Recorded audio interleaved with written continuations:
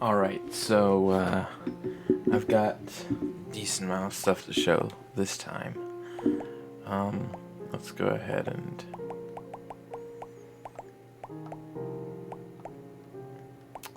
so first things first, I did change the way that I'm handling the ground in the game. You can see this is how it is now. This is how it used to be.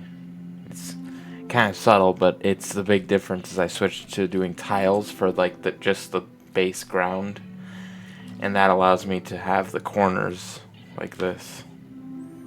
So they're tiles instead of flat images.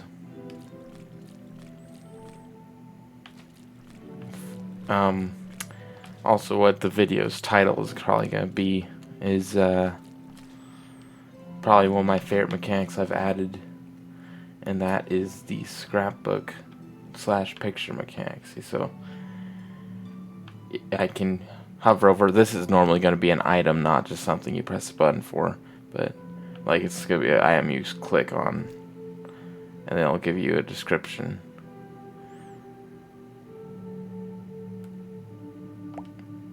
And then once after you get it, it'll be in your scrapbook. The test is just all those test images are just for practicing being able to flip pages. But yeah, so you can kind of just like try to take pictures of a bunch of stuff. And obviously I'm gonna go reformat the way that the text looks and stuff. But oh, and if you just want to get a better picture and you already have the description unlocked, then it'll just take the picture, so you don't have to keep reading through the text every time you take a picture if you've already unlocked the. Well, alright, let's get a good one. It's kind of addicting to just sort of try as hard as you can to get a great picture. See, like that one's not very good, even if it costs you some of your HP. Well, here, let's just no, that's not good enough. Gosh, wait, this will be good. There we go, that's a good one.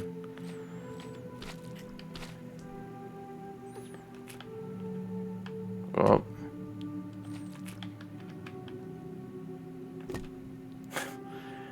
there you go.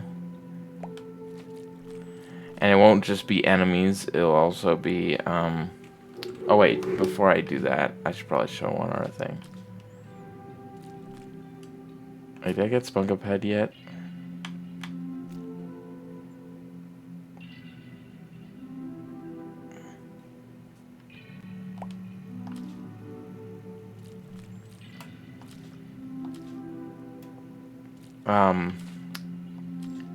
Just a second. I like the way this looks a lot nicer now, the ground, but whoop. You'll also notice that the blur is a lot better on the background, but here's the other thing. I made this room,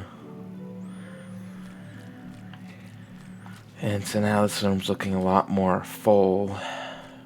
I've still got some work to do on it though, mostly in terms of like the actual stuff in the room.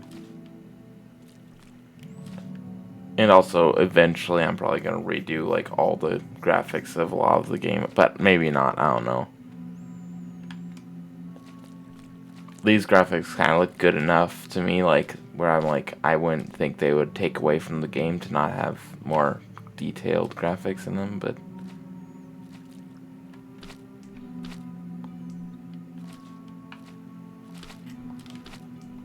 graphics aren't really the top priority.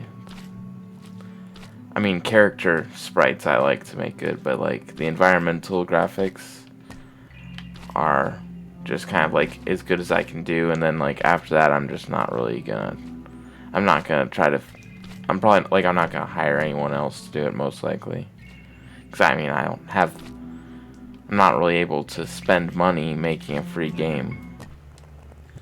Whoop. I'm dead. I don't know if I showed off the game over screen yet in the public devlogs, but here it is. Alright. I'm gonna use my cheats to give myself the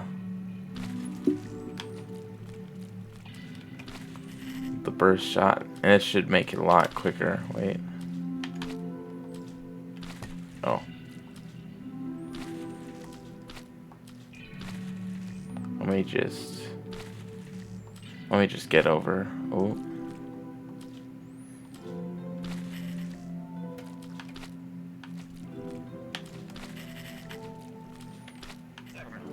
Did you see that snipe right there? Epic.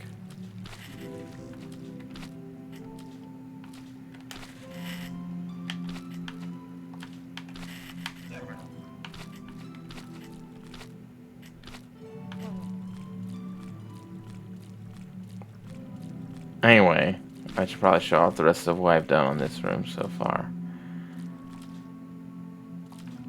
This took me like a couple weeks to just do what I have here. Well, a little more than that, but that wasn't all working for those entire weeks. So I'm gonna have the first like little path that you can split off on be down here. I don't know what that's gonna do yet. I haven't really figured that out. I'm definitely gonna limit the amount of like splits. It's not gonna be Hollow Knight level of it's gonna be more just like Super Paper Mario in that regard, where there's some things you can go off from the main path and do, but in general it's mostly gonna be somewhat linear so that people don't get confused about where they have to go. Because I always know it's a little bit frustrating. Like, it's fun if you figure it out, but when you can't figure it out and you have to look up a guide or something, then that's always really frustrating. I had to do that with some parts of Hollow Knight. I'm not really good at games, though. Anyway,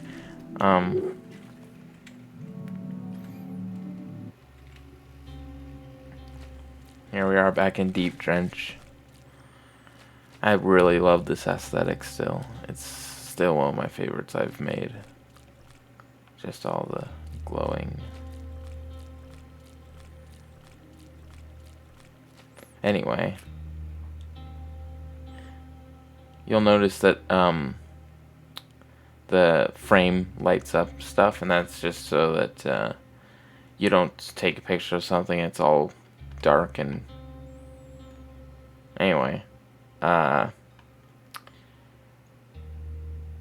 you can also take a picture of certain things in the environment, like this.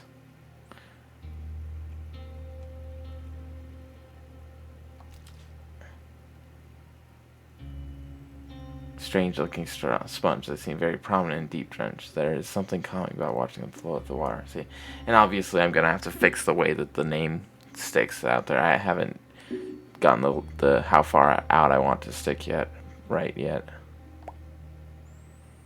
Also, I need to like make it so you exit out, it like fades out or like flies up or something. I don't know.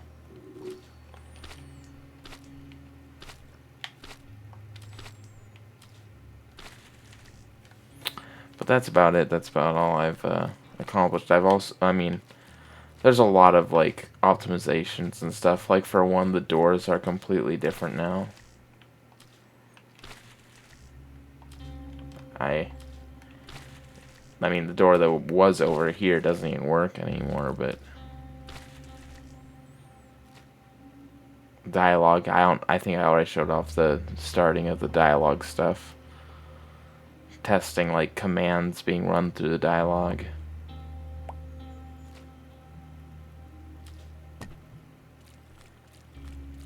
So yeah, that's about it. There's definitely a lot more behind the scenes. You can also check out the I drew SpongeBob characters in the style of Cephalopostle.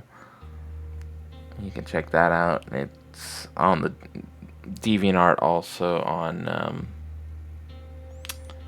the community page and my Twitter.